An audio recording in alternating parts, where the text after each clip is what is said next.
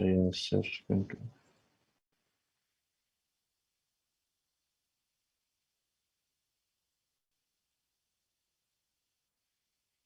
Oke, silakan disiapkan dulu examnya.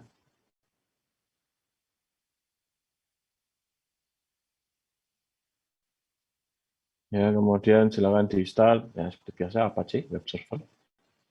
Kemudian MySQL. Nah, di sini kita akan mulai menggunakan database yaitu MySQL. Start dulu. Nah, dipastikan MySQL-nya ini jalan ya, warnanya hijau.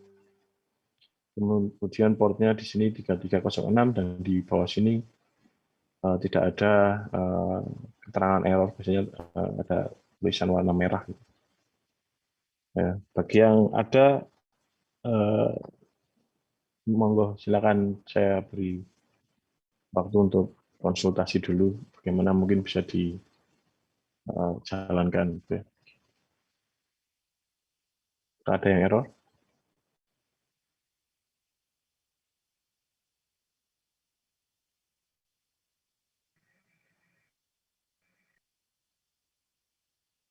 Ya, tadi di kelompok sebelumnya ada yang error ya. Nah, untuk di start di sini MySQL-nya tidak bisa jalan di 3306 dan ternyata itu karena dia sudah punya server MySQL lain gitu ya, yang berjalan selain yang ada di exam ini gitu ya. Kalau mungkin ada kalian yang seperti itu juga mungkin silakan ditanyakan dulu.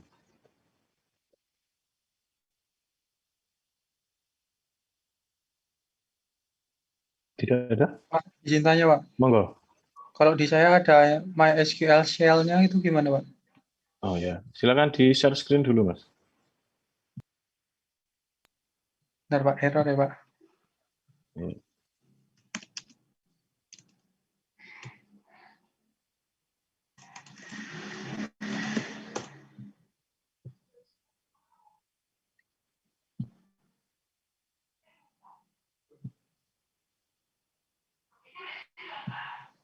Ini, Pak, error. Ininya, Pak, problem shortcut-nya hilang ya, Pak.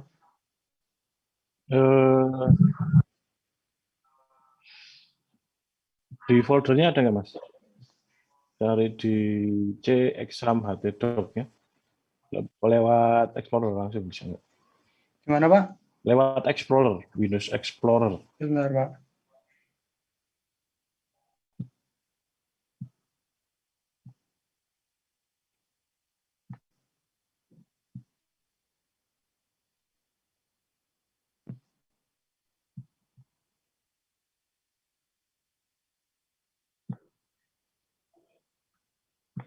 Untuk examnya Anda install di mana, Mas? Di Pak, kemarin sebentar, Pak. Oh, di E. Oke.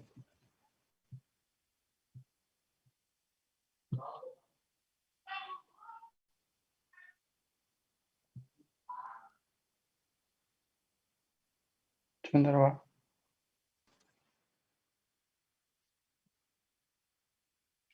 Flash namanya PHP My Admin. Nah, ini akan muncul ini. Ya, ini. Ya, tampilannya semacam ini ya. PHP My Admin namanya. Ya. Ini adalah sebuah tools untuk manajemen basis data MySQL, RDBMS.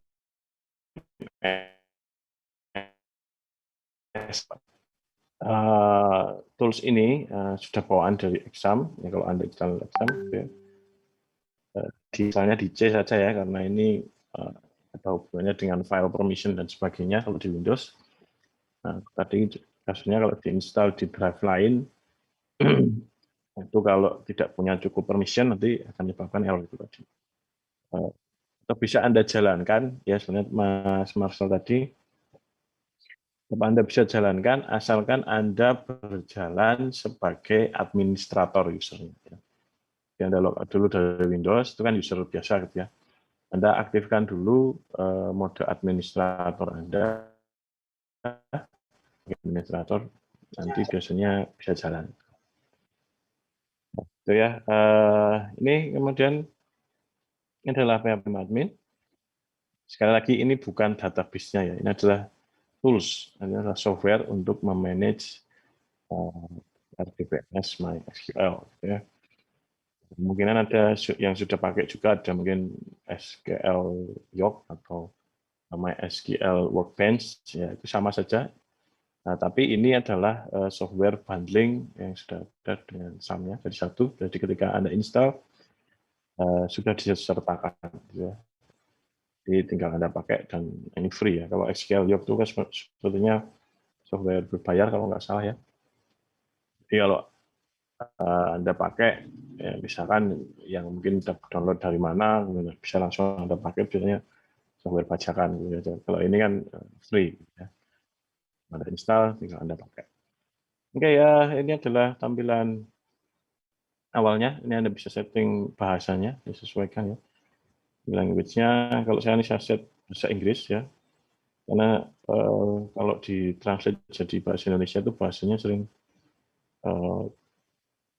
tidak sesuai dengan tutorial, kan? Nyarinya tutorial kan bahasanya bahasa Inggris gitu kan. Kemudian sekarang nanti nggak cocok gitu ya. Jadi saya gunakan di sini saya gunakan bahasa Inggris. Kalau kalian monggo silakan disesuaikan dengan sukaannya bahasa apa. Ya, kemudian di bagian kiri ada daftar database yang sudah ada di sini. Ya.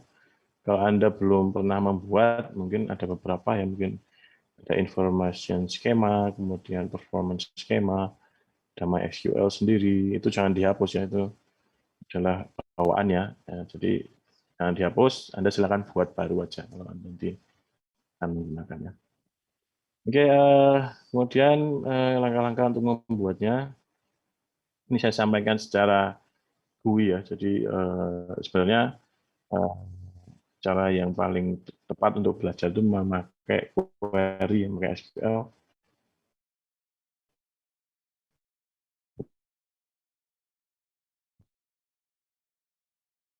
Yang diberikan sini user interface nanti agar lebih cepat. Nanti untuk bagian query-nya nanti ya sistem basis data gitu. Ini saya hapus dulu.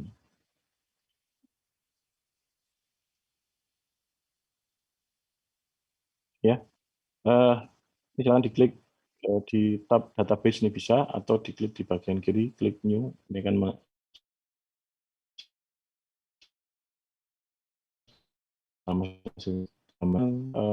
nama database di sini misalkan rec webpack, ya, monggo disesuaikan. Pesan dari saya, tips dari saya, silakan gunakan lowercase semua ya, plug atau perlu tambahkan angka 2 dan sebagainya, tapi jangan gunakan spasi. Kalau mau di spasi gunakan underscore. Nah ini nanti kita gunakan di codingan juga gitu. Anda menulisnya mungkin pakai huruf besar atau sentence case atau dan sebagainya itu kan lebih mudah untuk typo gitu kan.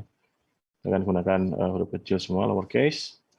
Kemudian di sini di sebelahnya ada pilihan untuk collation. Jadi collation itu menentukan ya sebagian di antaranya yaitu adalah menentukan karakter encoding. Jadi kalau Anda lihat di sini ada banyak sekali pilihannya. Dan di beberapa pilihan ini ada pilihan, ada nama-nama negara gitu ya, ada Kroasia, kemudian ada Czech, Ceko, Danish. Nah, Danish itu Denmark ya kalau ada Danish. Kemudian Esperanto, kemudian Estonia gitu ya. Nah, kenapa ada negara-negara ini? Karena di alfabet negara tersebut ada karakter-karakter khusus ya. Jadi di huruf-hurufnya ada karakter khusus. Karena kalau bahasa Rusia itu kan hurufnya ada yang aneh-aneh gitu ya bentuknya. Kemudian di bahasa Ceko, mungkin bahasa Turki juga ada karakter-karakter yang aneh gitu. Tidak karakter umum yang ada di bahasa Indonesia dan bahasa Inggris gitu. maka kita gunakan yang sesuai dengan alfabet di negara tersebut. Tapi karena kita di bahasa Indonesia, ya tidak ada karakter khusus, dan di bahasa Inggris juga tidak ada, kita bisa menggunakan ini, ITF8 MB4 General CI. Ya, kalau sudah, silakan diklik create. Nah, kalau sudah Anda create, maka di bagian kiri akan muncul tadi nama database yang sudah Anda buat ini. Di dalamnya belum ada tabel. Ya, jadi ini bisa dibedakan ya. Jadi database itu ya di dalam MySQL ini. Ya. Jadi sebuah database ini isinya adalah tabel-tabel data gitu ya. Kemudian di antara tabel-tabel tersebut bisa kita relasikan, bisa kita tautkan antara suatu tabel dengan yang lain untuk nanti memudahkan untuk pemrosesan data ya, jadi informasi gitu ya. Nah, oleh karena itu disebut Relational Database Management System (RDBMS). MySQL adalah salah satu database management system yang relasional. Ya. Jadi seperti itu konsepnya. Oke, kemudian kita akan membuat tabel pertama kita. Ini pakai GUI saja. Tapi sebelumnya saya sampaikan konsep ya, singkat saja ini karena bukan mata kuliah SPD ya.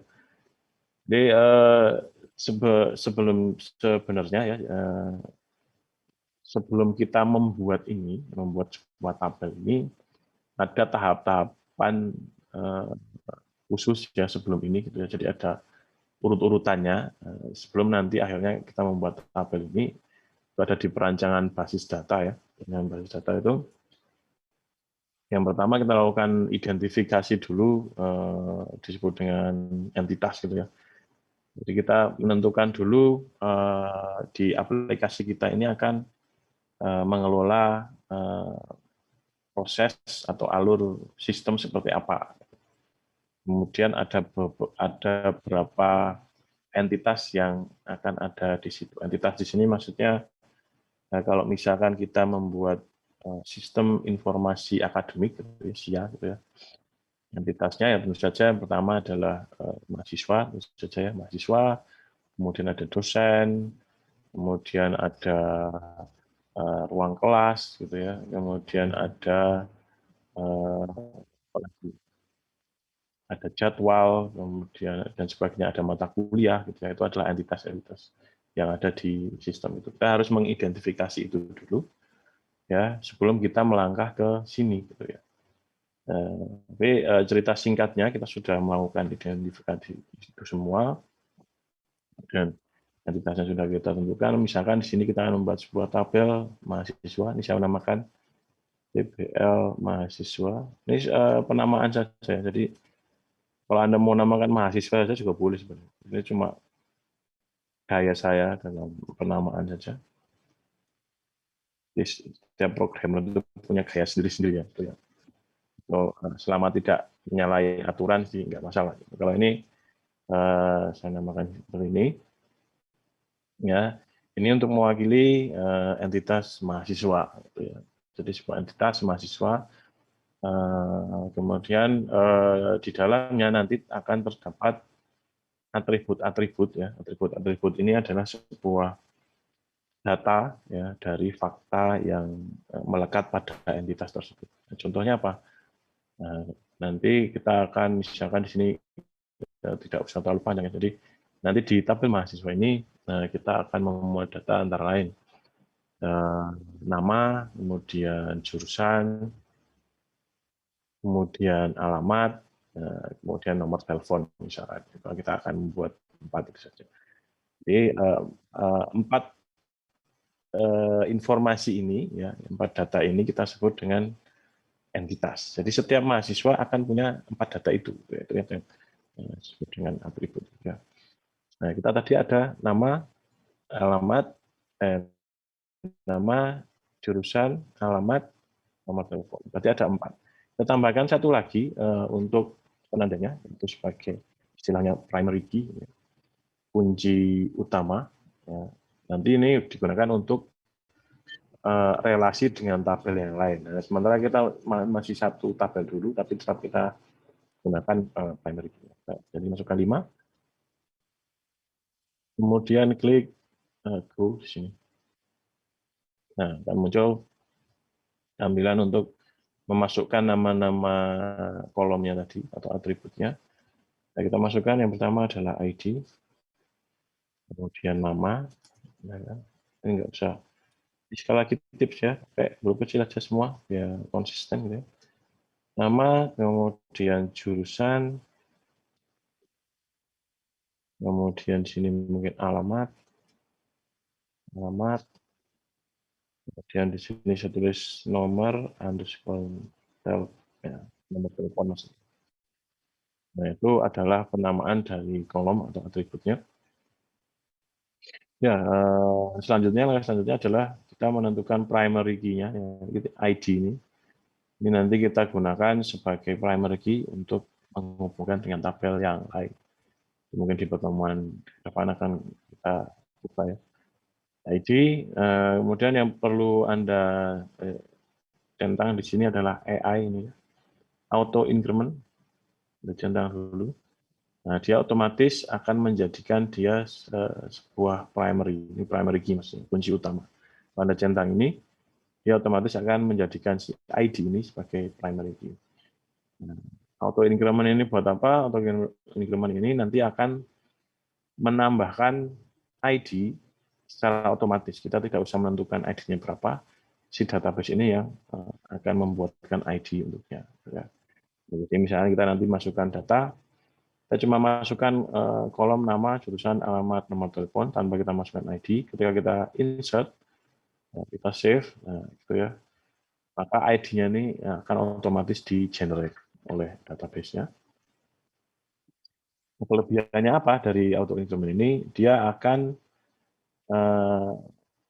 menghilangkan kemungkinan untuk duplikasi ID yang sama. Jadi semua record di sini akan ada baris-baris data yang kayak di Excel kalau Anda bayangkan nanti.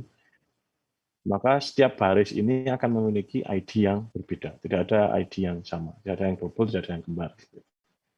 Sehingga datanya nanti akan tidak ada duplikasi data gitu ya istilahnya. Ya, kemudian itu sudah. Kemudian selanjutnya yang penting adalah tipe data. Jadi untuk primary key karena ini isinya adalah ID nanti ya. Nah, ID ini isinya nomor gitu ya. Nomor bulat, bilangan bulat ya, bukan pecahan. Maka isinya nanti tipe datanya integer, sudah otomatis. Nah, kemudian kita melangkah ke kolom selanjutnya, nama gitu ya. Nah, tipe data dari nama ini kita bisa sesuaikan. Nah, ini pembahasan tentang tipe data nanti lebih dalam di sistem basis data ya. Nah, jadi untuk setiap data yang kita masukkan tentunya punya tipe sendiri-sendiri yang sesuai gitu ya. Nah, masukkan jam gitu ya. Ada tanggal, ada jam, ada menit, ada detik. Itu misalkan gunakan daytime gitu. Kemudian ada pecahan, gunakan float. Kemudian ada pilihan yang fix sifatnya Anda gunakan enum dan sebagainya. Itu nanti pembahasan lebih kompletnya ada di sistem basis data itu. Untuk kasus ini, karena kita menggunakan nama ini adalah gabungan dari string yang isinya adalah alfabet gitu ya, biasanya. Ada yang numerik juga, misalkan pangeran apa ya, nama-nama pangeran itu ada Prince John ketiga, keempat, nah itu kan ada karakter apa namanya Romawinya itu ya juga bisa juga dimasukkan, tapi kita buat ini dalam bentuk string ya.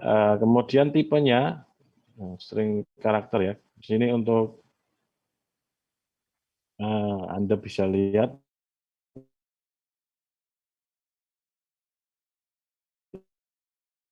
ya di stringnya ada ini, kenapa lemah?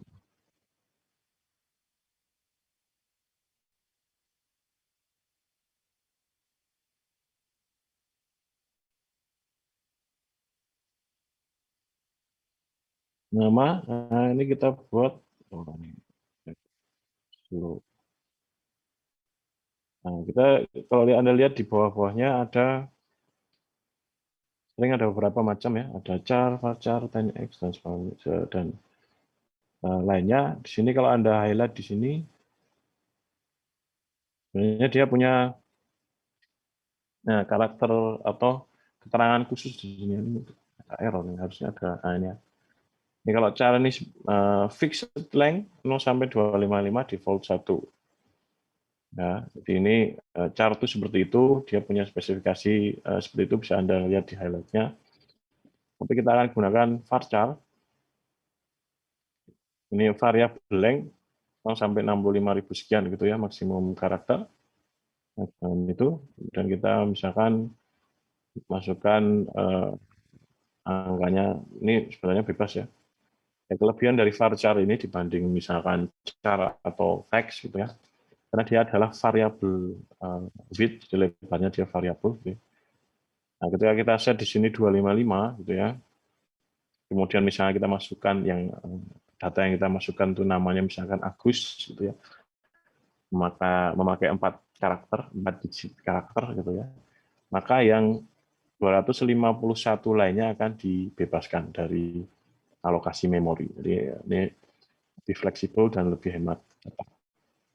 Ya, jurusan juga seperti itu, sementara kita gunakan varchar 255 dengan alamat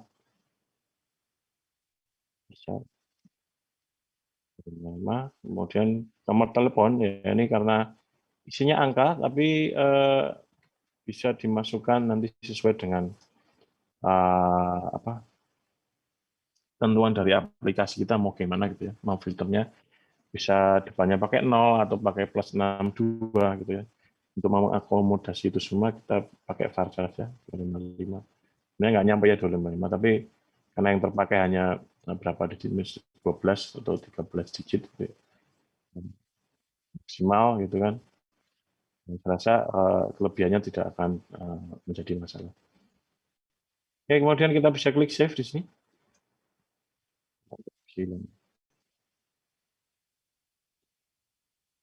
Ada chat apa ini? Sebentar. Ya,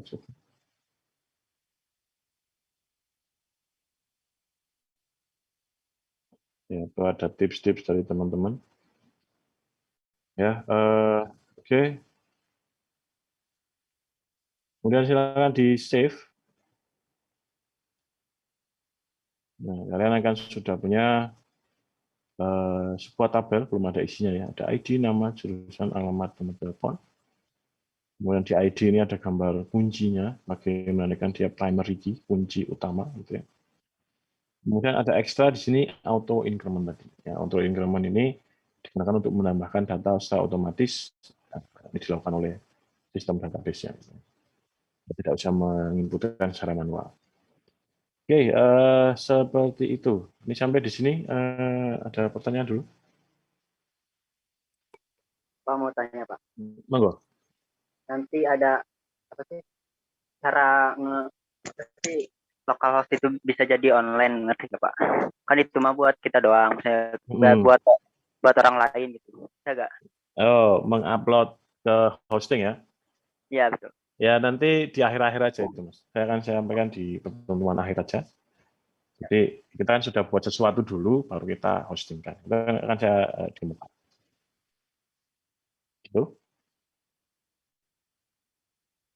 Ya. Oke, ada lagi pertanyaan?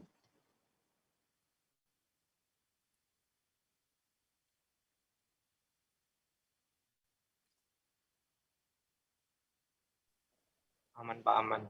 Belum Oke mungkin. ya. Oke. Kalau tidak ada, kita lanjutkan.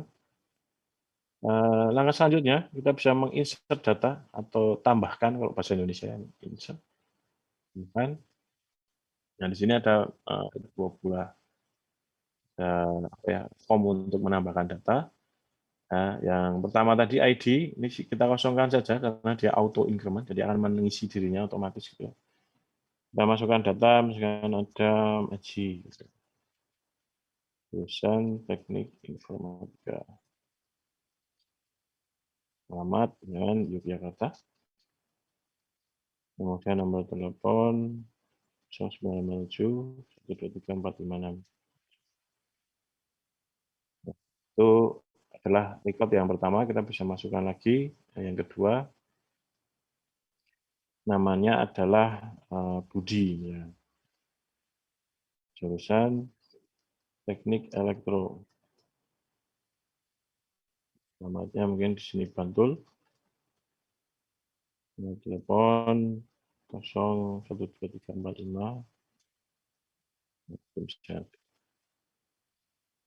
Nah, kalau sudah kita isikan, ingat ID-nya tidak usah diisikan ya, karena dia auto increment. Kita klik go. Nah, artinya akan muncul centang ya, baru inserted. Jadi kita berhasil masukkan 2 buah record data ke dalam tabel mahasiswa ini. Dan untuk query-nya, query insert-nya bisa Anda lihat di sini. Ini query insert atau di sini bisa. Ini adalah query insert-nya.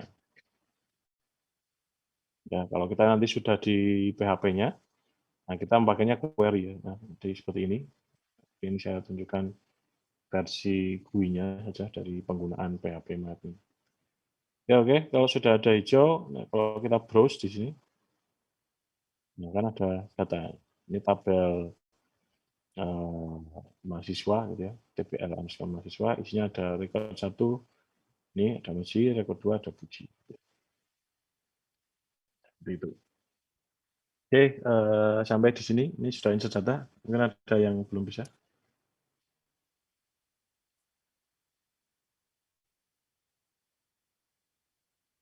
Kecuali tadi yang masih error instalasinya. Jadi silakan diinstal ulang aja. Atau run as administrator.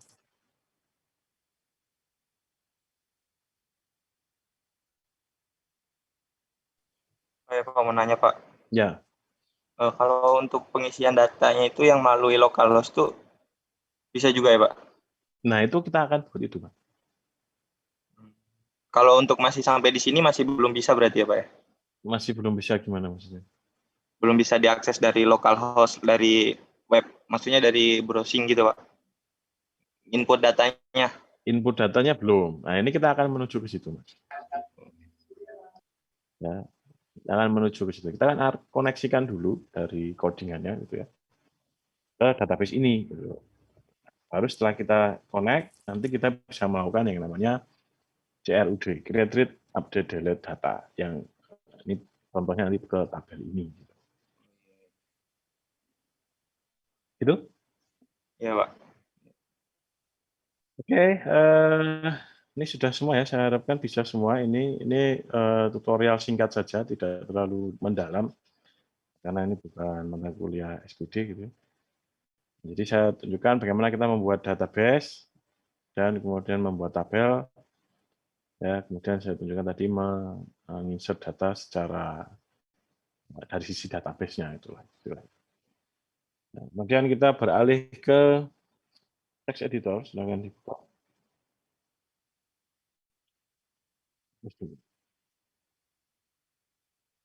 Ya, kemarin kita sudah buat ya, sebenarnya di web kemarin kita sudah sampai di localhost, reg web prac, bagaimana apa namanya? Reg web aja ya. Reg web.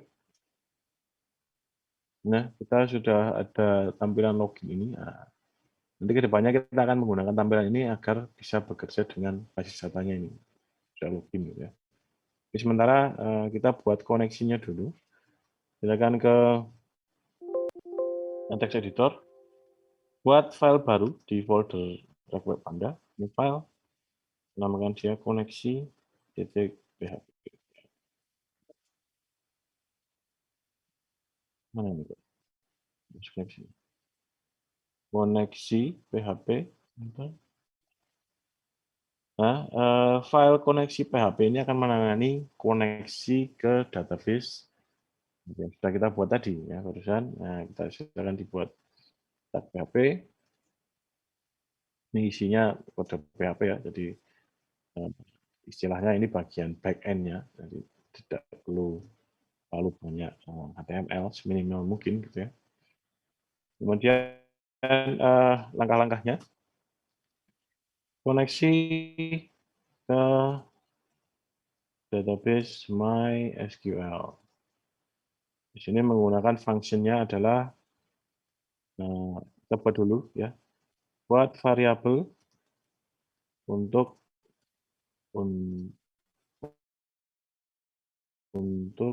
menampung resource koneksi. Nah, kita buat dulu $_db misalnya. Bebas ya, namanya itu nama yang umum aja gitu ya. $_db, database maksudnya. Kita melakukan koneksi menggunakan function mysqli_connect. Nah, kemudian ada parameter di dalamnya gitu ya. Parameter pertama itu adalah host, kemudian parameter kedua itu adalah user, parameter ketiga itu adalah password, parameter keempat itu adalah nama DB ya, DB name. Ini ya. Caranya, keterangan. Jadi kalau mengikuti seperti itu, maka hostnya di sini, karena kita menjalankan MySQL di server yang sama dengan Apache gitu ya, di lokal kita, maka kita sebut dengan localhost. Kemudian usernya, ini untuk user default dari MySQL yang ada di exam, user defaultnya adalah root, kemudian passwordnya adalah kosong. Nah, kemudian nama database-nya tadi apa? Kita buka di sini. Oh, nama database kita adalah RegWebCloud. Kita copy, kita masukkan di sini. Ya, itu ya, koneksinya seperti itu. Jadi perlu diingat cara membuat koneksi seperti ini. MySQL Connect membutuhkan 4 parameter: host, user, password, dan nama DB. Nah, setelah itu kita cek dulu, cek koneksi. Gagal atau tidak. Kita gunakan if. Nah, koneksinya seperti ini. Nah, si MySQL Connect ini ketika dia sukses, ya sukses, tidak ada kesalahan apapun, ya, jaringannya oke, password user-nya benar, nama database-nya oke, dia akan mengembalikan nilai integer gitu ya. Nah, kemudian nilai integer tersebut bersama dengan resource-nya kita masukkan ke DB. Tapi jika ada kesalahan di sini, baik itu jaringannya nggak connect atau usernya salah, database-nya nggak ada dan sebagainya, maka si $DB ini akan mengembalikan nilai false. Ya, salah gitu, boolean ya, false gitu. Kalau integer bisa dianggap sebagai true kalau di boolean. Nah, kalau false ya false gitu ya. Maka kita bisa cek koneksi dengan ngecek variabel DB ini. Kita buat negasi jika tidak $DB, ya ini maksudnya ini sama dengan ini versi singkatnya dari ini ya. Jika $DB sama dengan false, nah, sama ya, kan itu kan lebih ngirit karakter ya. Negasi ya, tanda pendung.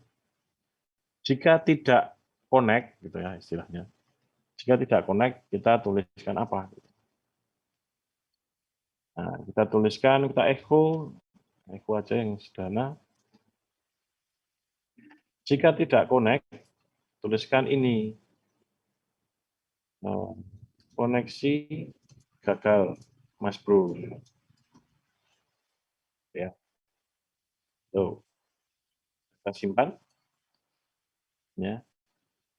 Ini tadi jika tidak connect, DB itu kan koneksi ya. Jika tidak connect, maka koneksi gagal, Mas Bro. Kita buka di browser. Kita langsung tembak saja di sini. Di cara mengakses secara langsung ya sebutkan nama filenya, kan ada di folder yang sama ya. Kalau kita tadi punya indeks, kita buat lagi koneksi PHP itu kan ada di satu level yang sama. Kalau indeks ini isinya tadi form login karena diakses otomatis karena dia namanya indeks. Kalau kita mau membuka koneksi ya kita tembak langsung di sini. Sebutkan nama filenya, koneksi.php. Nggak ada apa-apa.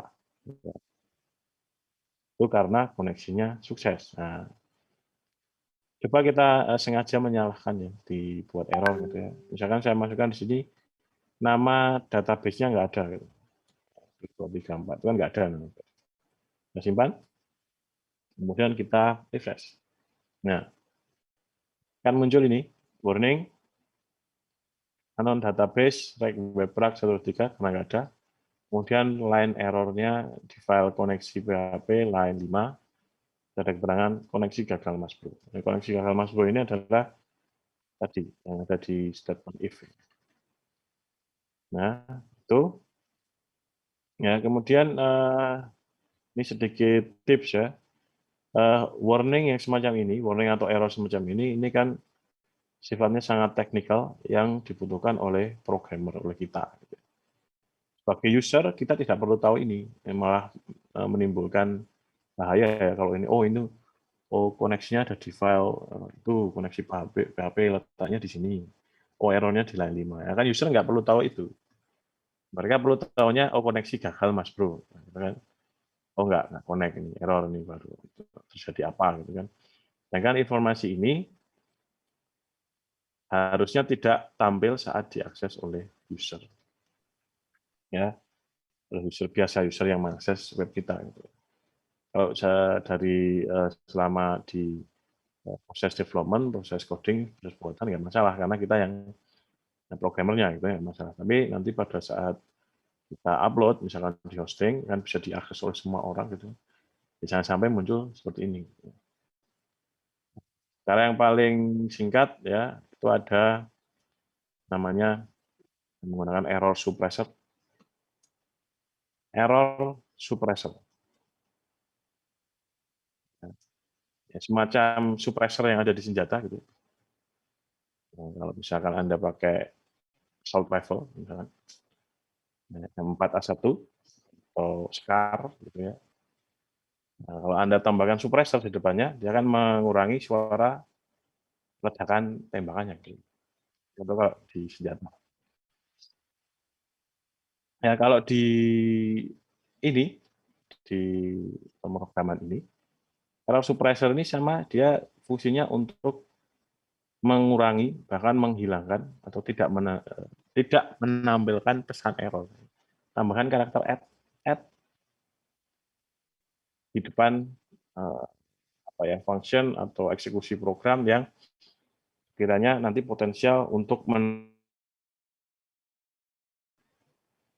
simpan. Nah, warningnya akan hilang, tinggal koneksi gagal Mas. Ya, seperti itu. Ya. Nah, tapi perlu diingat penggunaan error suppressor ini harus dengan penuh tanggung jawab ya. Jangan Anda tempatkan dimanapun. Wah ini error, saya kasih itu aja biar nggak error ya. Tujuannya bukan itu ya. Jadi tujuannya itu menyembunyikan informasi yang tidak seharusnya user ketahui. Kalau Anda menempatkannya dimanapun, ya, di mana saja, ya, kemudian terjadi error, Anda kan tidak akan tahu errornya kenapa. Kalau tidak tahu errornya kenapa, itu adalah potensi untuk membuat Anda pusing. Gitu. Jadi tempatkan karakter ini dengan penuh tanggung jawab. Itu masih connect. Ini berarti kalau ini koneksi gagal Mas Bro. Nah, kalau kita kembalikan ke yang benar, ini, maka tidak akan tampil apa. Nah, kalau misalkan usernya saya buat salah, ini usernya saya ganti misalkan Bejo, gitu kan. Nanti dengan Bejo, dan saya refresh, ya, tetap koneksi gagal Mas Bro, tapi tidak ada pesan errornya. Ya. Nah, misalkan kita pengen menambahkan pesan errornya apa sih yang lebih teknikal gitu ya. Kita bisa tambahkan di echo-nya di sini ya. Nah, misalkan di sini ya. Jadi kalau yang ikut teori saya kemarin ada menampilkan pesan error yang spesifik. Koneksi gagal Mas Bro, gara-gara misalkan, gara-gara apa? Gara-gara nah, kita bukan dengan tanda titik ya, concatenate, kemudian kita panggil function mysqli connect, ada error. Kalau kita simpan, connect, connect error. Ya, nah kalau kita refresh, koneksi gagal Mas Bro, gara-gara akses denied for user bejo at localhost. Berarti itu nggak ada user itu. Jadi ini kan berarti pesan error ini sudah kita custom yang sesuai dengan kebutuhan kita. Lalu kalau misalkan kita ganti ini tes, gitu. Tes, harusnya kita ganti tes, nggak ada. Ya. Koneksi gagal Mas Bro, gara-gara PHP network address get ADDR info valid no such host is known. Jadi hostnya tuh nggak tahu ini host apa itu kok tes, nggak ada. Nah, ini gitu. Contohnya seperti itu. Di pesan errornya sesuai dengan kesalahan apa. Kalau misalkan ini tadinya passwordnya kosong, kita isi password gitu ya. Kita refresh, sama, akses denied root. Karena harusnya nggak pakai password, kok kita masukkan password. Nah, tetap salah gitu. Nah, kalau kita database-nya nggak ada, kita simpan, kita refresh. Ya. Koneksi gagal Mas Bro gara-gara unknown database ini. Ya, kita bisa mengcustom pesan error sesuai dengan kebutuhan kita. Jangan sampai user itu tahu error yang sangat teknis yang itu yang fungsinya untuk programming. Itu tadi ada error suppressor ya. Itu ini adalah cek kondisinya. Kemudian teknik yang paling umum digunakan tidak seperti ini sebenarnya. Kita menggunakan function or die. Nah, die ini adalah sebuah function PHP yang digunakan untuk menghentikan eksekusi program setelah si die ini dijalankan. Jadi konsepnya begini. Asumsinya kalau kita membuat koneksi database, nanti di bawah sini akan ada codingan yang membutuhkan koneksi tersebut untuk jalan. Ketika koneksi ini saja sudah gagal, nah ngapain kita ke bawah gitu kan? Karena otomatis error semua. Lebih elegannya ya di sini. Karena ketika yang pertama kuncinya ini gagal, ya, intinya gagal, ya kita sudahi saja sampai di sini, gitu ya. Tidak usah diterus-teruskan gitu ya. Nah ini, misalnya kita tuliskan errornya di sini ya. Koneksi, misalnya gangguan terhadap server, gangguan terhadap server, misalnya gitu ya. Nah, silakan coba lagi. Nah, itu kan pesan yang santun gitu ya, buat user. Errornya bukan teknikal tapi pesan yang santun. Nah, misalnya seperti ini, ya. Kemudian ini ya, dari tadi kan mencegah eksekusi program selanjutnya yang ada di bawahnya. Kalau saya buat dengan ini, misalkan saya di sini saya echo gitu ya. Saya echo, misalkan saya tuliskan tag H1, kemudian selamat datang gitu. Selamat datang. Kemudian slash H1, oke. Nah, kita akan coba. Die ini harusnya ketika error terjadi, dia akan memanggil die ini dan menuliskan pesan ini. Dan kemudian echo ini tidak akan pernah ditampilkan. Nah, kita coba. Kita refresh. Nah, gangguan terhadap server, silakan coba lagi. Nah, ini berarti ada error tadi, berarti karena errornya ini ya tadi, database yang ada. Kalau kita buat data yang benar, Nah, selamat datang. Maka ini akan dieksekusi. Ya. Seperti itu. Nah, ini biasanya pakai ini, or die. Jadi maksudnya, coba kalau naik ke sini, kalau nggak bisa, or, ya die way. Die itu ya dihentikan aja gitu. Eksekusinya. Selanjutnya tidak akan diproses. Oke, itu adalah koneksi ke basis data. Monggo kalau ada pertanyaan.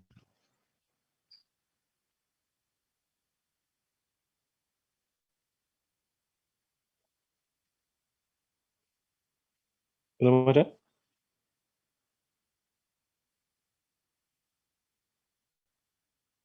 Belum mungkin, Pak.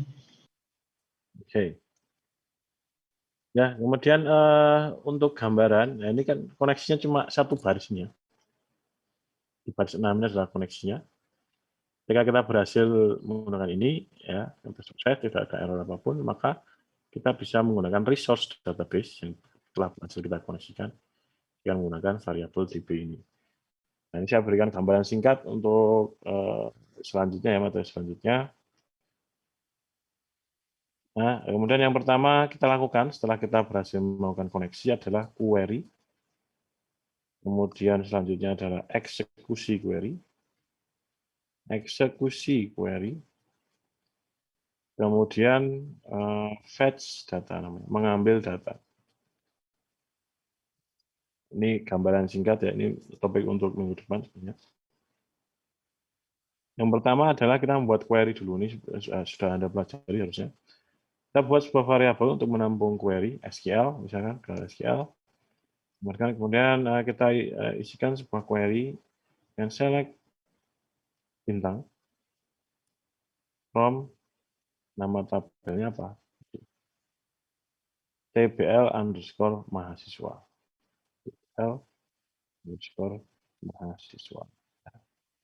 Nah, ini adalah query select, jadi memilih semua kolom, pilih semua kolom dari tabel mahasiswa. Di bahasa SQL ya. Nanti ada pembahasannya sendiri. Nah, nanti kalau select bisa kita beri klausur where dan sebagainya. Nah, ini pembahasan lebih jelasnya, nanti lebih komplitnya ada di sistem basis data. Lalu saya akan sampaikan yang kita perlukan saja, gitu ya, tidak semuanya. Kemudian eksekusi query. Nah, di sini setelah kita punya query-nya, kita akan mengeksekusi query ini menggunakan function MySQLi. Gitu ya. Kita simpan dulu. Kita siapkan tempat penyimpanan hasilnya. Ya, kalau eksekusi query-nya berhasil ya. Nah, result ya, suatu hasil. Nah, kita menggunakan function MySQLi query. Nah, di sini membutuhkan dua buah parameter. Yang pertama adalah koneksi, yaitu $db, yang di atas itu ya. Kemudian yang kedua adalah query-nya apa? $SQL. Nah, bayangkan seperti ini ya. Nah, ini kan sebuah skenario di mana si sintak line 17 ini membutuhkan adanya DB. Nah, ketika koneksi DB-nya saja gagal, maka di sini otomatis error. Gitu. Nah, makanya kita terapkan di sini or die. Ketika ini aja gagal, ya sudah dihentikan di sini aja. Nggak usah ke bawah-bawah, gitu. Pasti akan error. Kenapa kita gini? Ya, nah, itu. Kemudian di sini masih query. Ini harapannya query-nya sukses, ini query-nya benar gitu ya. Dan akan mengembalikan hasil ya, berupa objek. Nah, kita coba dulu di sini menggunakan printr $result. Kita akan menampilkan objek result-nya, objek hasil dari query. Kita coba buka di browser, kita refresh. MySQL result objek, kemudian ada current field count. Field count ini adalah jumlah kolom data atau tabel yang dipilih gitu ya. Kalau kita tadi select bintang, berarti kan dia memilih semua kolom. Kalau kita lihat kolomnya ada berapa di sini, ada 1, 2, 3, 4, 5. Jadi field count ini adalah 5. Itu jumlah kolom dari hasil query. Kemudian length-nya nggak ada. 6 rows-nya adalah jumlah baris. Jumlah baris yang dihasilkan dari query ini berapa? 2. Nah, sesuai dengan jumlah record yang ada di tabel ini, 2. Itu berarti query kita berhasil. Nah, kemudian ini kan baru istilahnya mengambil statusnya dari query itu gagal atau berhasil. Hasilnya berapa kolom gitu kan. Selanjutnya adalah mengambil data menggunakan fetch ya. Kita gunakan dulu sebuah looping while ya. Karena tadi resultnya ada 2 buah data gitu ya. Kita perlu mengambilnya itu per record. Nah, kalau di datanya ada 2 record ya kita perlu looping 2 kali. Kalau datanya ada 10 ya kita perlu looping 10 kali gitu ya. Kita makanya di sini gunakan while ya. Kita simpan dulu dalam sebuah variabel data dolar hasil gitu. Dolar baris maksudnya. Nah, nanti dolar row ini isinya adalah data per record gitu ya. Data per record, nah, kemudian kita gunakan seperti ini. Ada pemanggilan MySQLi fetch. Fetch itu kalau Anda cari di kamus bahasa Inggris, fetch itu menjemput data gitu. Fetch itu menjemput atau menangkap juga bisa. Nah, fetch. Kemudian ada beberapa alternatif di sini, ada fetch array. Ini ya, function ya. Fetch array, kemudian ada fetch assoc, ada fetch object, ada fetch row. Nah, kita akan coba satu-satu. Well, $row, MySQL fetch row dari apa? Dari $result. Itu ya, hasil dari query tadi. Nah, kemudian di sini kita masukkan, ini cara saya saja, ini karena programmer punya gaya masing-masing, ini gaya saya.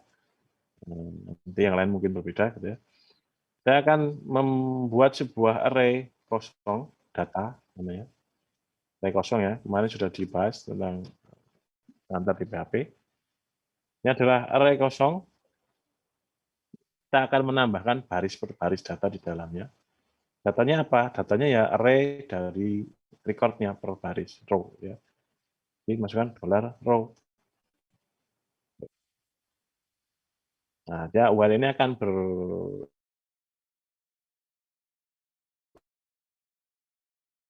berputar di gitu ya.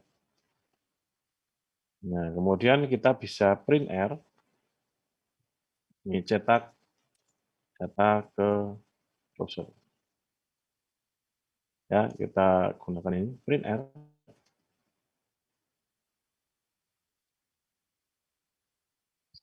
Ini pertama saya tunjukkan dulu tadi. Fetch array dulu.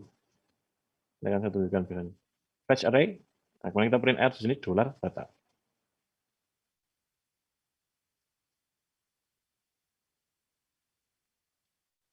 Ya, kemudian kita refresh di browser. Ini ya. Ada array bla bla bla bla. Ini agak susah dibaca ya. Bla bla bla. Ini kan memanjang itu satu baris. Kita tambahkan echo tapit dengan tag pre-formatted tutup dengan depan pre. Nah, di update ya print R-nya sehingga kita bisa baca.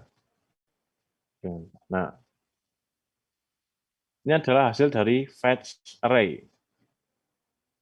Anda perhatikan di dalamnya, ini adalah record pertama, ini adalah record kedua.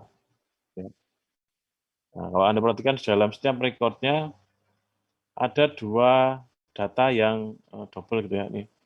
Yang pertama ini array dengan indeks numerik 0, isinya 1. Itu berarti ID-nya ini. ID-nya ini. Ini satunya 11 ini ya. Itu record. Kemudian ada juga kok ada ID juga. ID itu berarti nama kolomnya. Nah, kalau Anda lihat nih setiap record punya data hasil double gitu ya, ada array numerik dan ada array asosiatif ya. Sehingga kesimpulannya di sini fetch array ini, kalau kita gunakan fetch array, dia akan menghasilkan dua jenis array, array numerik dan array asosiatif. Nah, kemudian kita coba fetch selanjutnya, fetch ASOC.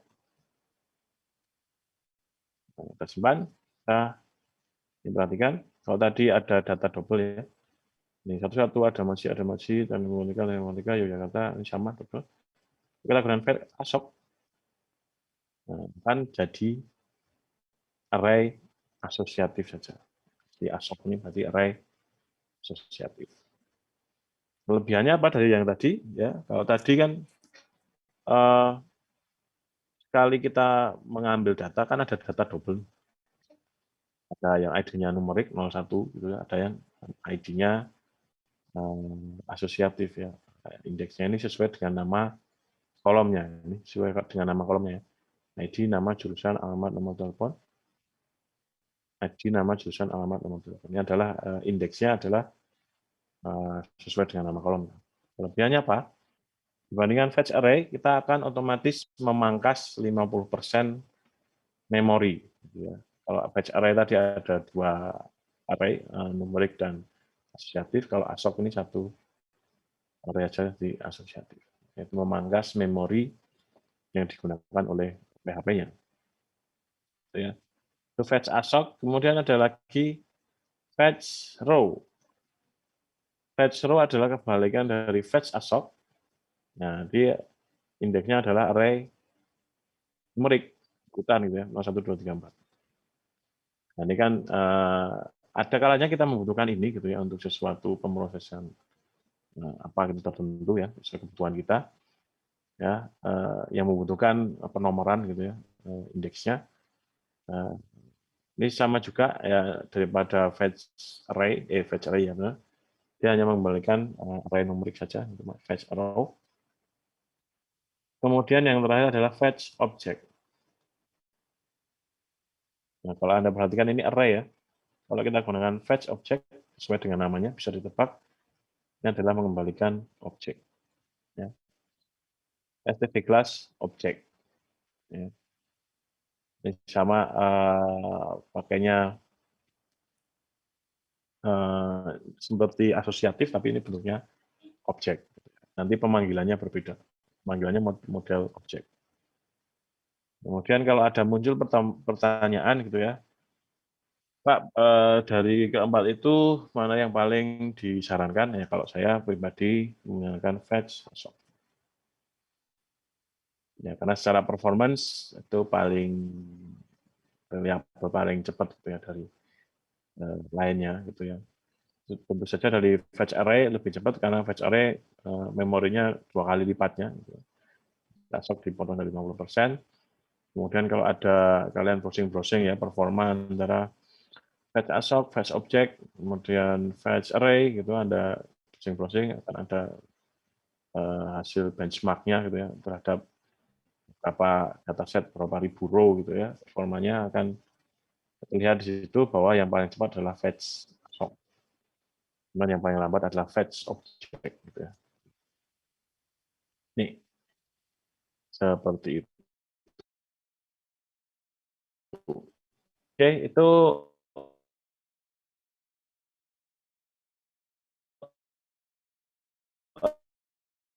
dari mungkin ada pertanyaan dulu.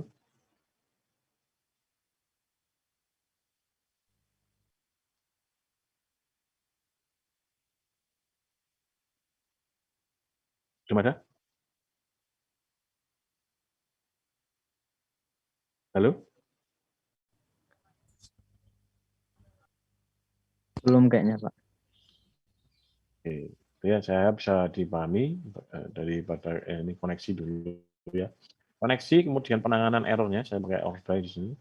Kemudian ada error suppressor untuk menghilangkan warning yang tidak perlu. Kemudian saya beri contoh di sini query sederhana, select bintang, kemudian eksekusi query, gitu ya.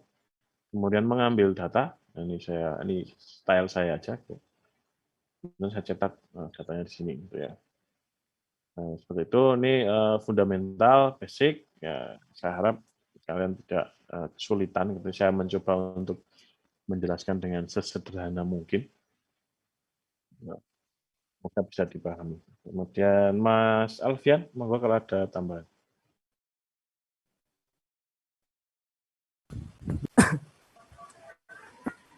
Ini kayaknya kelasnya lebih aktif ya daripada yang tadi.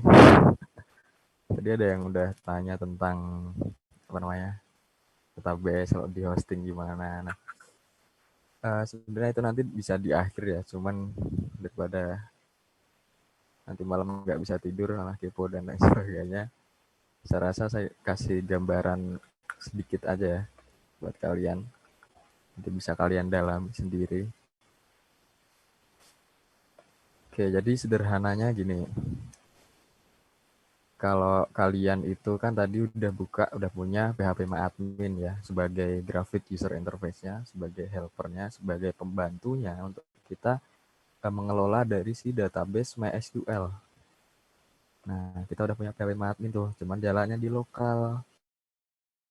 Nah, kalau misalkan jalannya di lokal, itu berarti kita belum bisa tentu saja koneksiin di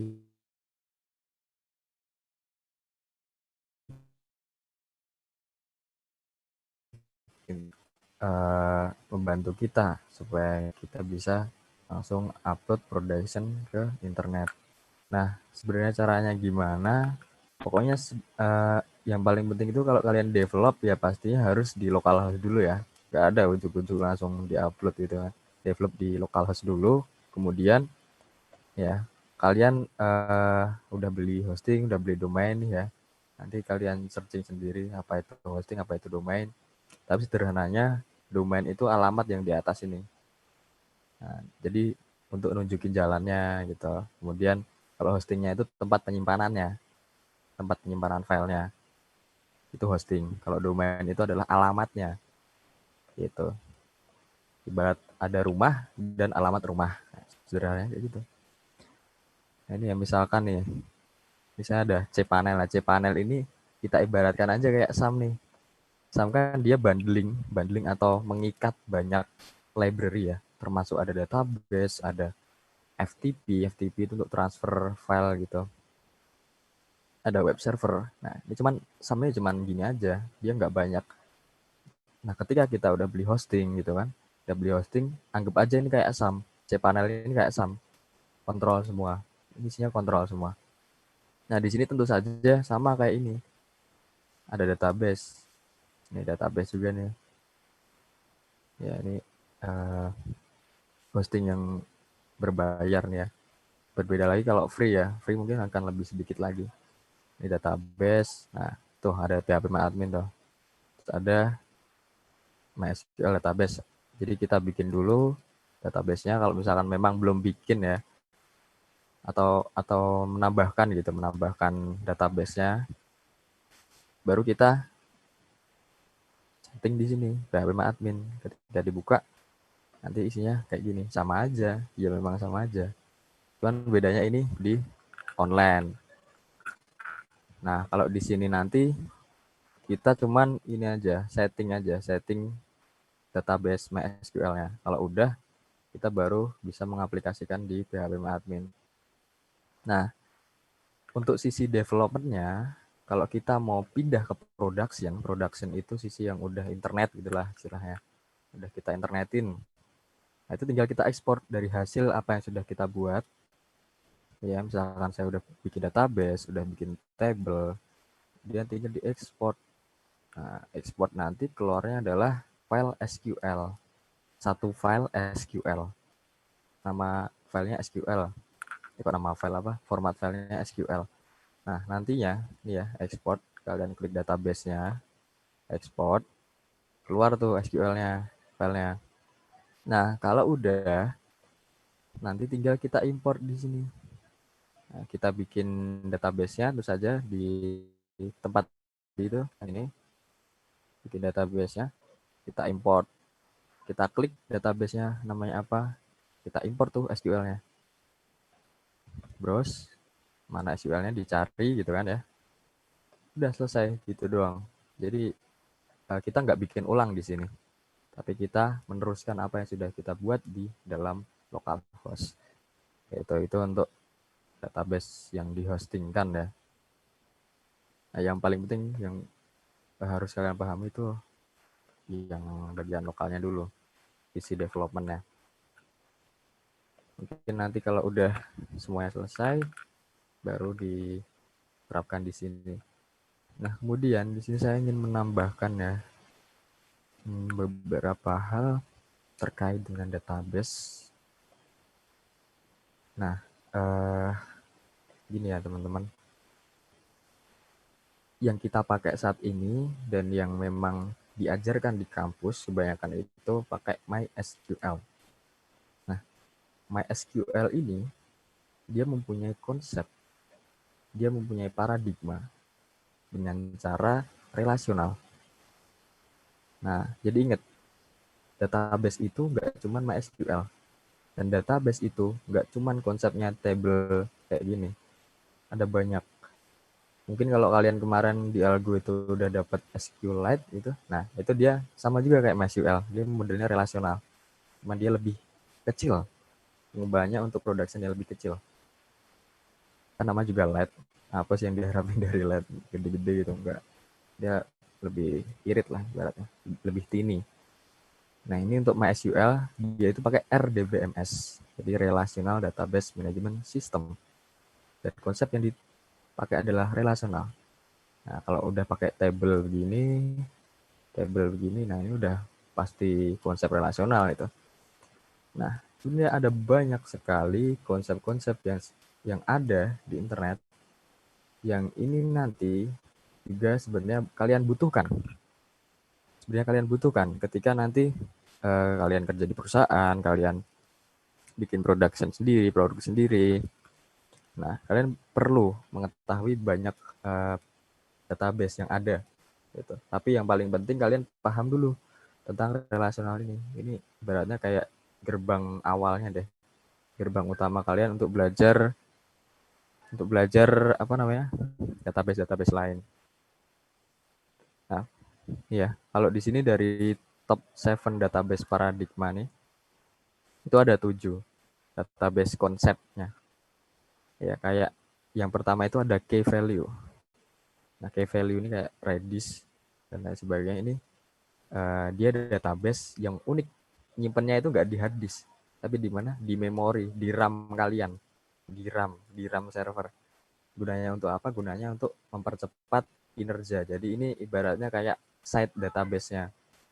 Site database ataupun pembantu lah kalau kalian pakai Windows tuh pakai apa namanya? Avira, pakai AVG, terus didukung pakai Semadam. Nah, kayak gitu. Ini database pendukung buat mempercepat. Nah, kemudian ada white column. Nah, white column ini sama juga sebenarnya kayak relasional, nggak beda jauh, cuman lebih sedikit apa ya? Lebih sedikit nggak ribet sih. Cuman sama aja kayak relasional, tapi agak beda dikit di white column nih. Mas Sandra. Nah, kemudian mungkin ada ya yang udah kenalin namanya MongoDB, Firebase atau Firestore dengan menggunakan dokumen oriented.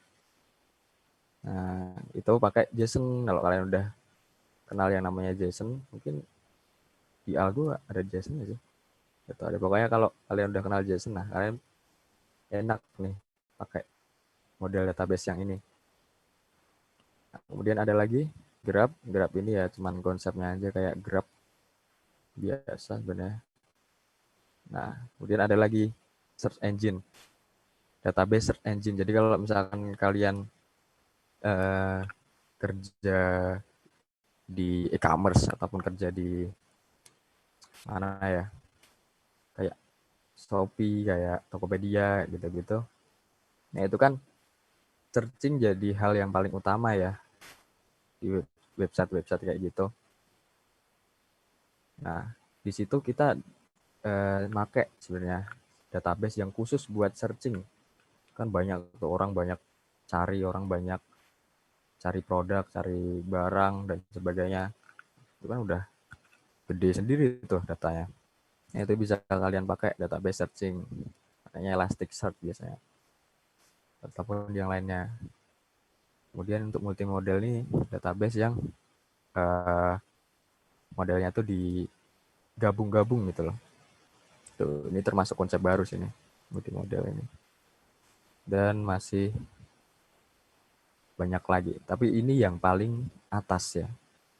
Jadi yang paling penting paradigma yang kalian pahami adalah database nggak hanya MySQL, database nggak cuman relasional.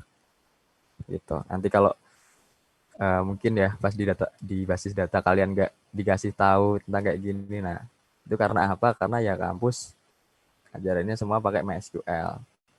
Nah, tapi nggak apa-apa, kalian bisa explore sendiri. Yang penting modelnya adalah apa? Relational database. Udah, pokoknya udah itu semuanya bisa lewat nanti, tenang aja. Itu ya apa yang mau saya sampaikan. Kalau terkait dari yang Pak Adam tadi yang koneksi ini sih saya rasa kalian udah bisa ngerti ya, udah bisa paham ya. Yang penting tentang function-functionnya aja yang perlu kalian pahami, bisa kalian cari juga di internet banyak. Nah, dari koneksi ini sebenarnya yang dipakai ini sih. Ini tadi udah disampaikan juga. Dipakai ini, misalkan saya punya ya. Mana sih? Nah, saya punya table kan. Saya punya table sampel nih ya. Table sampel ini datanya dari mana? Dari database. Jadi datanya dari database MySQL. Nah, yang kita buat itu adalah create, tambah data, read, nge-get data atau mengambil data, update atau edit data, dan juga delete atau hapus data. Nah, itu adalah hal utama yang wajib kalian ngerti. Kalau kalian mau belajar database, setelah kalian belajar database, wajib tuh kalian belajar itu. Nah, dan ini tentu saja punya halamannya masing-masing ya. Ini akan kita pelajari di pertemuan selanjutnya. Saya kasih gambaran aja biar nggak misunderstanding. Ya, jadi kalau kita udah bikin koneksi, yang dipakai itu yang bagian sini. Tadi kan Pak Adam pakai DB ya, bebas aja sih variabel. Tinggal disesuaikan, mau diganti DB, mau diganti apa, bebas. Nah, yang digunakan adalah MySQL Connect-nya. Nah, ini nanti kan kita pakai di sini. Nih, ini kan table saya nih. Kategori.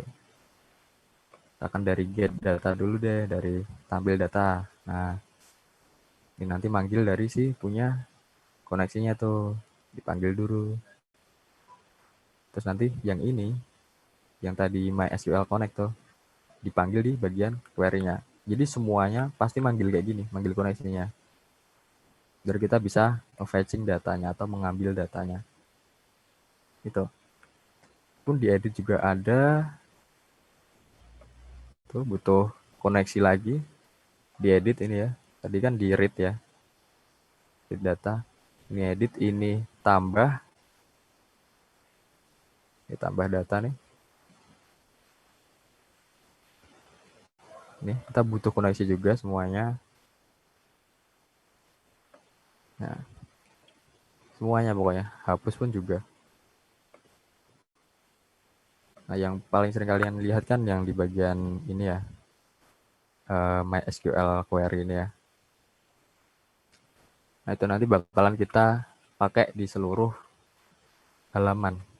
Jadi mulai tambah data, edit data, hapus data, atau panggil data dari database. Nah, kalau misalkan yang ini nih, mungkin dari kalian ada yang tanya, terus nanti kalau yang kayak gini diupload di hostingnya di mana Mas itu? Nah, itu nanti ada tempat sendiri juga buat kayak gitu. Namanya file manager. Nah, kalau data gitu sebenarnya di database.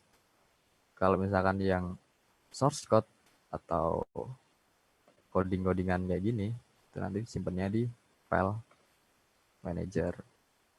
Gitu, itu ya untuk gambaran awalnya biar kalian punya pandangan lah. Paling enggak. Nanti baru kita akan pelajari, kita kulik lagi lebih dalam tentang hal ini. Oke. Itu saja yang mau saya sampaikan. Mungkin kalau dari kalian ada yang mau bertanya, monggo silakan. Oh mas, bentar. Gimana Mas? Itu masnya pakai hoster ya? Saya pernah mengonline kan pakai Ngrok. Pakai apa Mas? Ngrok. Engine Rock. Oh, Iya, yang oke. Buat apa tuh Mas dulu?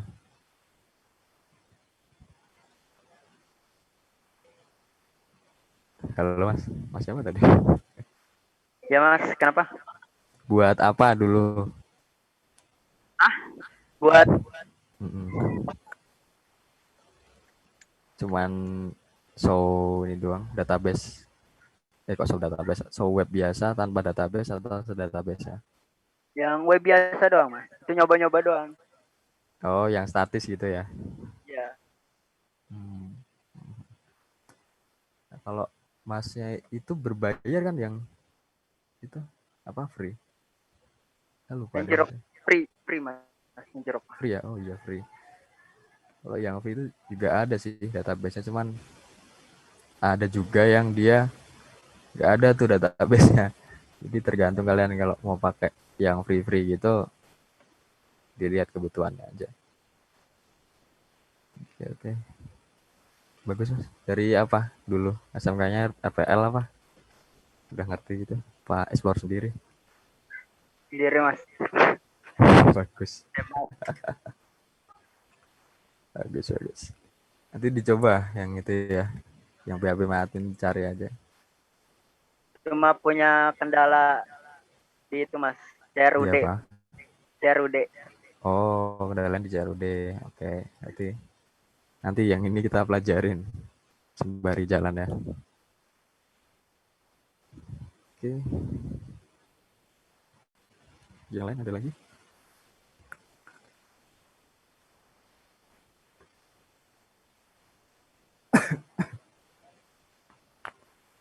Kalau belum ada, nanti kalau misalkan ada pertanyaan, silakan ya kalau mau kalian tanyakan di grup, monggo. Tadi pun yang ada error itu, yang masih nggak ada solusinya, problemnya masih muncul terus, bisa WA aja. Oke. Saya kembalikan lagi ke Pak Adam, monggo Pak. Oke, terima kasih Mas Afgan. Ya, jadi untuk hosting, ya, ini nanti menjadi salah satu agenda kita juga.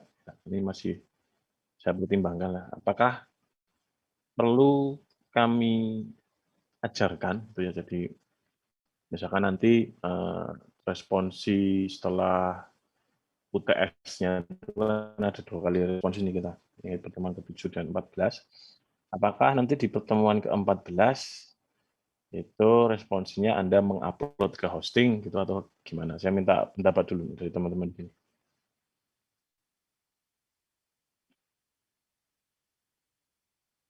Halo. Pak, kalau nggak salah untuk kayak penguploadan ke hosting sama domain itu berbayar ya Pak?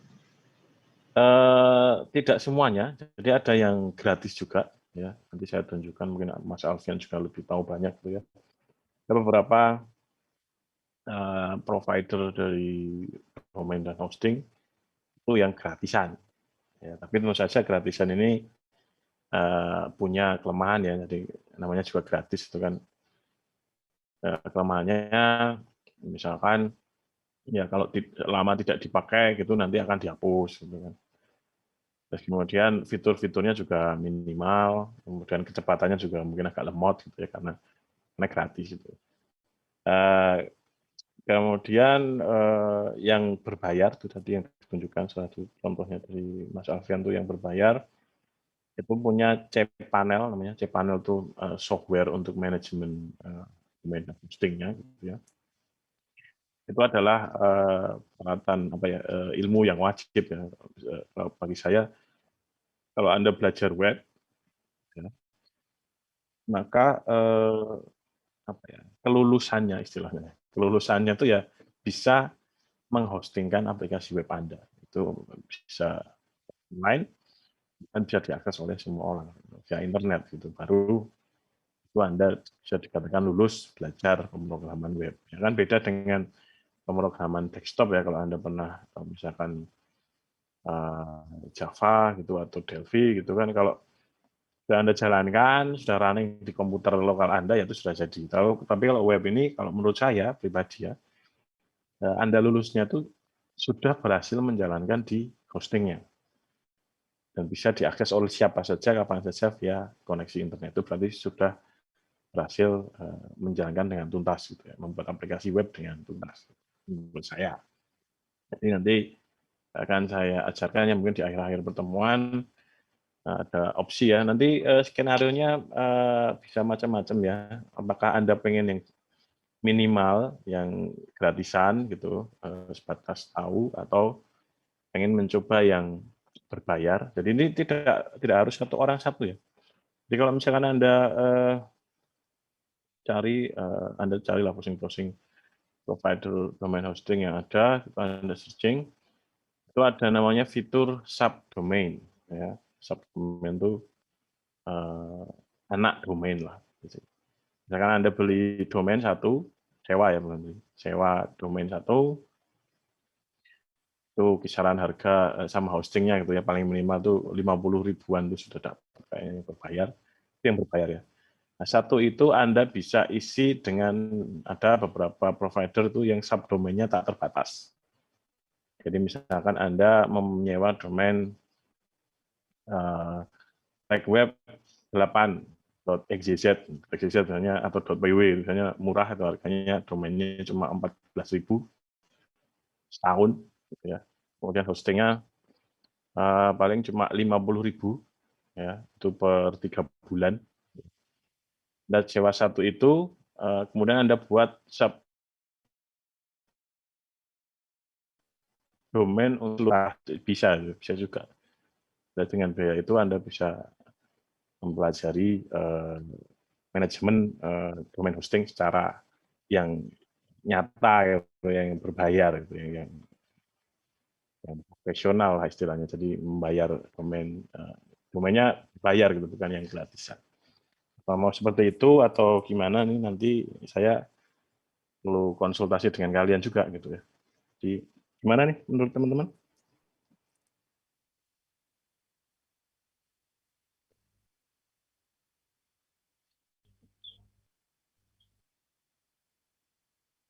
Halo? Kalau mau yang gratisan saja, ya ada yang gratisan saja, tapi cek panelnya Gratisan nanti aja, Pak. gratisan aja. Nyoba-nyoba, iya. Oh iya, oke, nggak masalah.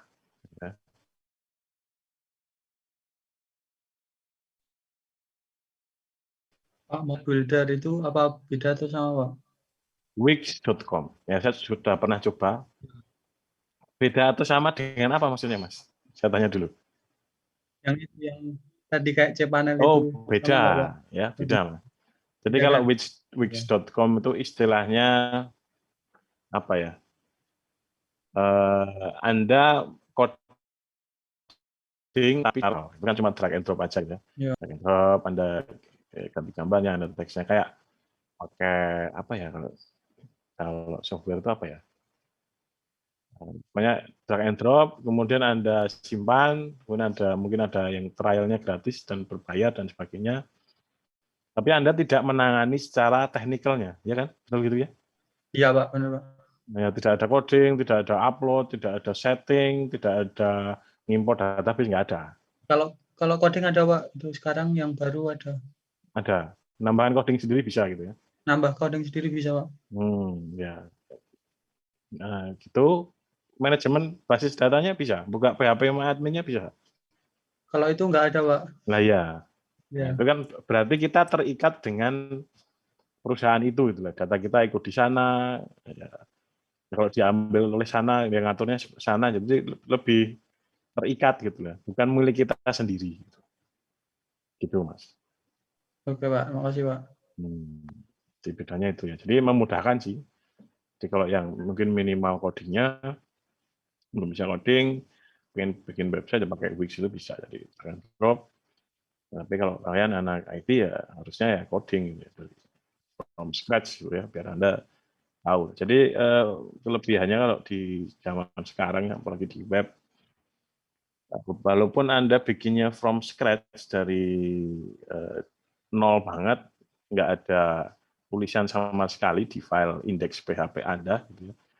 Nanti dengan banyaknya framework dan tool, gitu, sebenarnya itu cepat ya membuat sebuah website. Walaupun Anda masih tergolong pemula itu kalau zaman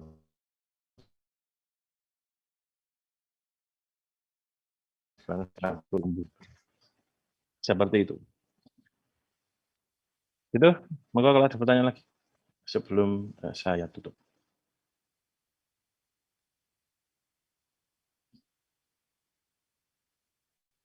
Belum ada?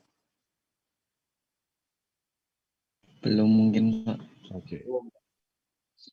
Oke, kalau tidak ada pertanyaan, ya saya cukupkan pertemuan hari ini. Kemudian untuk pertemuan minggu depan kita sudah masuk ke CRUD, jadi lanjutan dari koneksi itu saja CRUD. Bagaimana kita bisa memanipulasi data di MySQL dalam tabel tadi. Kita akan terapkan operasi create, read, update, delete data gitu ya, ke tabel mahasiswa. Bahkan Anda mau googling dulu, pelajari dulu juga boleh. Tapi itu yang akan kita bahas. Oke, kalau tidak ada pertanyaan, saya cukupkan pertemuan hari ini. Terima kasih. Mohon maaf bila Makasih, Pak. warahmatullahi wabarakatuh. Terima kasih, Pak. Oke, monggo boleh meninggalkan. Terima kasih Mas Alfian.